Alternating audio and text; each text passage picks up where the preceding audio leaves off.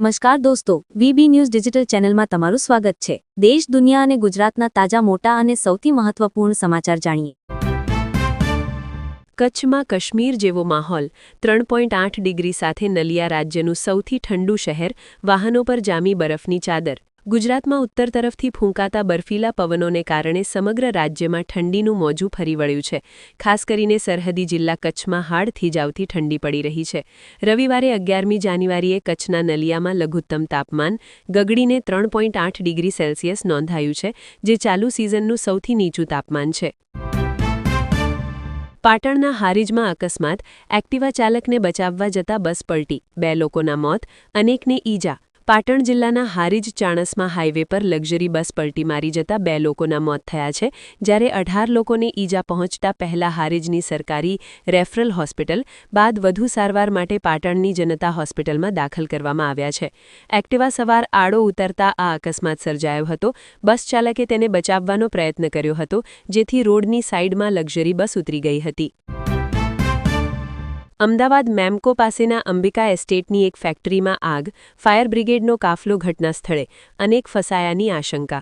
અમદાવાદના નરોડા રોડ પર મેમ્મો પાસે આવેલા અંબિકા એસ્ટેટમાં આજે અચાનક ભીષણ આગ ફાટી નીકળતા અફરાતફરીનો માહોલ સર્જાયો હતો। આ ઘટનાની જાણ થતાં જ ફાયર બ્રિગેડની 8 ગાડીઓ તાત્કાલિક ઘટના સ્થળે રવાના કરવામાં આવી હતી।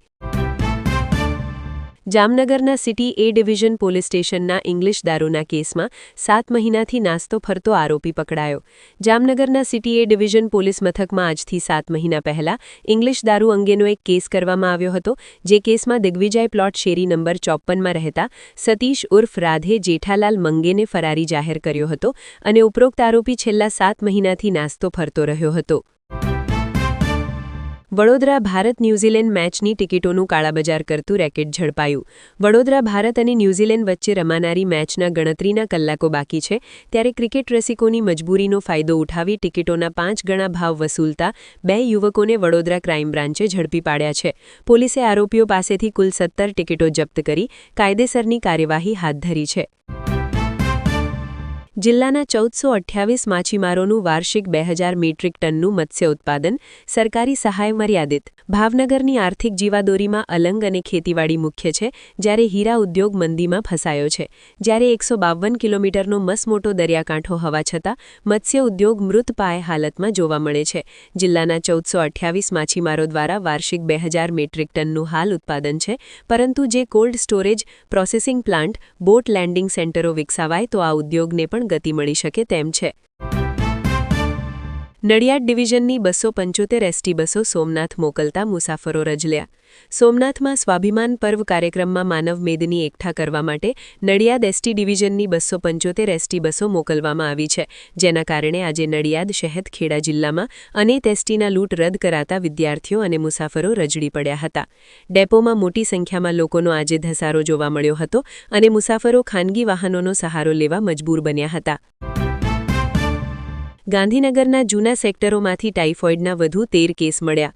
ગાંધીનગર શહેરના જૂના સેક્ટરોમાં પાણીજન્ય રોગચાળો ફેલાયો છે, ત્યારે દરરોજ ટાઇફોઇડના કેસમાં ચિંતાજનક વધારો આવી રહ્યો છે। ગઈકાલે 15 પોઝિટિવ દર્દીઓ સરકારી ચોપડે ચઢ્યા બાદ આજે વધુ 13 કેસ નોંધાયા છે, તો 24 કલાકમાં 15 દર્દીઓને સિવિલમાંથી રજા આપવાની પણ સુખદ બાબત સામે આવી રહી છે।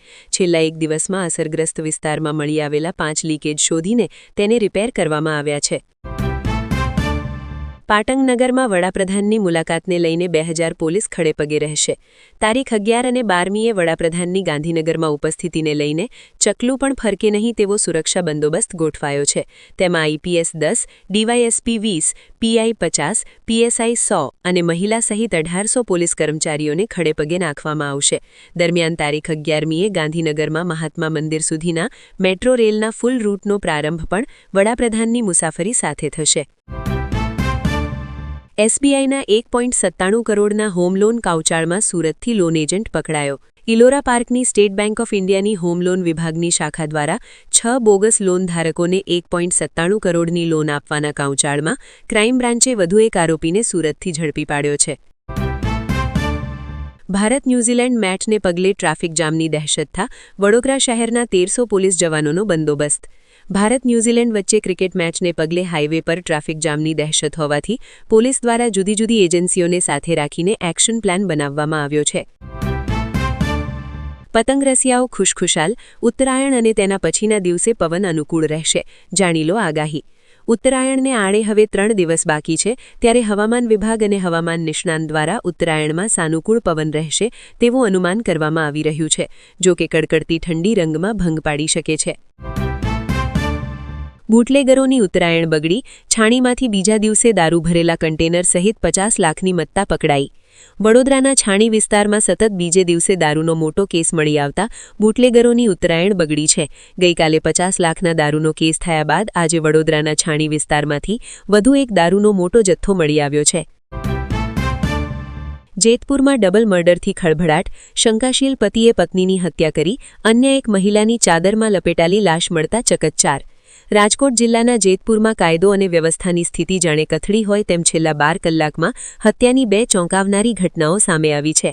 શનિવાર 10મી જાન્યુઆરી સાંજથી રવિવાર 11મી જાન્યુઆરી સુધીમાં બનેલી આ ઘટનાઓએ સમગ્ર પંથકમાં ચકચાર મચાવી દીધી છે. પોલીસે એક કેસમાં આરોપીની ધરપકડ કરી છે, જ્યારે બીજા રહસ્યમય કેસમાં તપાસ તેજ કરી છે. રૂવાણા ઊભા કરી દેશે અમદાવાદની આ ઘટના. નકલી અધિકારી બની મહિલા પર દુષ્કર્મ આચર્યું, હવે આજીવન કેદ. વર્ષ 2020માં ઈસનપુર પોલીસ મથકે મૂળ સુરેન્દ્રનગરના પ્રકાશ દેસાણી સામે દુષ્કર્મ અને સૃષ્ટિ વિરુદ્ધના કૃત્ય, અપહરણ, સરકારી અધિકારીની ખોટી ઓળખ જેવી કલમો અંતર્ગત પોલીસ ફરિયાદ નોંધાઈ હતી, જેનો કેસ અમદાવાદ સિટી સેશન્સ કોર્ટમાં ચાલી જતા કોર્ટે આરોપીને 32 સાહિદ અને 33 પુરાવાને આધારે આરોપીને આજીવન કારાવાસની સજા અને આશરે કુલ 4 લાખ રૂપિયાનો દંડ ફટકાર્યો છે. આ આરોપી કોલકાતાથી ઝડપાયો હતો.